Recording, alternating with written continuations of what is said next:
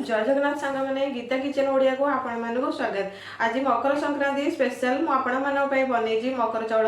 मकर संक्रांति आपण मानक अनेक अनेक शुभेच्छा और शुभकामना। मकर संक्रांति रे आमे मकर चाउल ही बनई थाए। एटा नुआ धान रे जो चाउल अमल होता है से चाउल आम बनई थाए। यार अलग अलग जगह अलग अलग नाम अच्छी जमी पोंगल फेस्टिवल। चलतु मुझे देखी मकर चाउल केमती बना जाए प्रोसेस। चाउल प्रस्तुत करने मुझे गोटे कप चाउल जोटा मुझे गोटे घंटा पूर्व भलसे धोईकी भिजेकी रखी। आपण मैंने यहाँ गोटे घंटा निहाती भिजेबे ना आपण मैंने जिते ग्राइंडिंग करेंगे भलसे ग्राइंडिंग हो पारनी। यहाँ मुझे नुआ चाउल जेहेतु मकर संक्रांति आमर कृषि भित्तिक पर्व से नुआ धान आमर जो अमल होता है आम से धानर चाउल ही व्यवहार करने दरकार।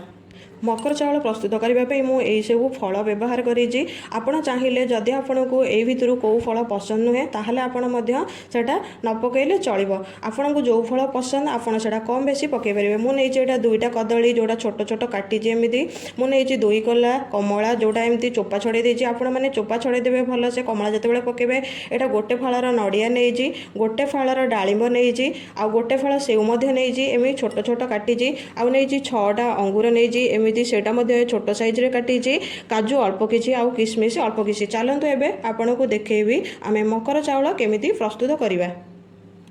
मकर चाउल प्रस्तुत करने आम प्रथम चाउल को खद खदड़िया ग्राइंडिंग करवा। आपण मैंने जो ग्राइंडिंग कर पानी जमारू देकी ग्राइंडिंग करेंगे क्षीर अल्प किसी देकी ग्राइंडिंग करेंगे ताहले मकर चाउलटा स्वादिष्ट बनब आ बहुत भल लगे। देखो मु चाउलटा ग्राइंडिंग कर नहीं आसी। आपण मैंने जो ग्राइंडिंग करेंगे यहाँ एमती खद खदड़िया हाथ को लगुवा दरकार ताहले मकर चाउल प्रस्तुतटा बहुत भल आसब। एबे आम एथिरे अल्प किसी गोलमरिच आउ गुजराती 3टा मु नहीं आपको छेचिकी नहीं आप हेमदस्तार छेचिकी ही नेबे। एबे मु नहीं अल्प किसी अदा आपण अदाटा बेसी यूज करेंगे छोट गोटे खंड यूज करेंगे। एबे मु नहीं दही आपण मैंने बेसी परिमाण में दही पकेबेनी। मु नहीं यहाँ 2 चामचर दही। एटा मु नहीं गोटे लीटर क्षीरर छेना जोटा मु घरे प्रस्तुत करी। आपण चाहिए छेना बाहर किणिकी आनीपारे किंतु घरे जदि प्रस्तुत करुँच बहुत भल बनी थाए। आ जेहेतु आम ठाकुर को भोग लगौचे आपण मैंने जदि घरे छेना तैयारी करती ताहले बहुत भल ठाकुर पाखे भोग लगेले। एटा मु नहीं 2 चामचर महू आपण महूटा 2 चामच कि गोटे चामच ही व्यवहार करेंगे जेहेतु आम ठाकुर को भोग लगेबा से आम महूटा व्यवहार करवा निहाती दरकार। आउ मकर चाउलटा बहुत भल टेस्ट बनब। एटा मु नहीं 4 चामचर चीनी आपण चीनीटा कम बेसी करेंगे। आपन को जेतिकी मीठा दरकार आपण सेतिकी चीनी व्यवहार करेंगे। एथिरे मु गोटे चामचर गुड़ व्यवहार कर कारण गुड़टा पकेले आमर मकर चाउलटा जो प्रस्तुत करवा सेटा बहुत भल स्वादिष्ट बनब। एबे आमे जो सब फल नहीं ताकू सब पकईदेवा। मकर चाउलटा आमर गोटे आथेनिक रेसिपी जेहेतु यहाँ कृषि भित्तिक पर्व आम समस्त घरे मकर चाउल प्रस्तुत होता है। घरे घरे मकर चाउल प्रस्तुत होता है। यहाँ आम ओडिया मानक पर्व। आपण मैंने चाहिए मकर संक्रांति रे मकर चाउल सद्य मकर जाऊ बना होता है घरे घरे। मकर चाउलटा आमर प्रभु जगन्नाथ पाखे भोग लगी थाए।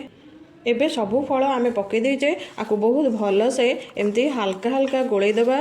आपड़ टोटाली आपको चकड़ी चकड़ी गोलेबेनी। चकड़ी चकड़ी जदि आपण मैंने गोलेबे ताहले आपण जो फल पकईचंदी सेटा पूरा ता देहरे चकड़ी हो आउ भल लगनी। देखो चाउल आउ फल सबको आम बहुत भल से गोले देचे। एवं आमर मकर चाउल पूरा प्रस्तुत हो जाइए। आपण मैंने मु जो उपाय बनैली से उपाय बनइबे आउ केमिति लागुची मते शेयर करेंगे नाहिति। आपण मैंने केमिति अलग उपाय जदि बनाती ताहले मध्य शेयर करेंगे मते मु एई उपाय बनैची। आपण मानकु जदि मोर एई रेसिपी बहुत भल लगुची ताहले मो चैनल को लाइक करेंगे शेयर करेंगे सब्सक्राइब करेंगे आउ बेल आइकन को जमारू प्रेस करिया को भूलिबेनी जदि आपण मैंने एमिति नुआ वीडियो चाहूँगी। जेहेतु आमर मकर चाउल प्रभु जगन्नाथ पाखे भोग लगे से आपण आउे तुलसी पत्र निहाती देवे। बिना तुलसी पत्र प्रभु जगन्नाथ पाखे कौन जिनस भोग लगी न थाए। एबे रहुची नमस्कार। आसबि आउ गोटे आपण मानक नुआ रेसिपी नहीं।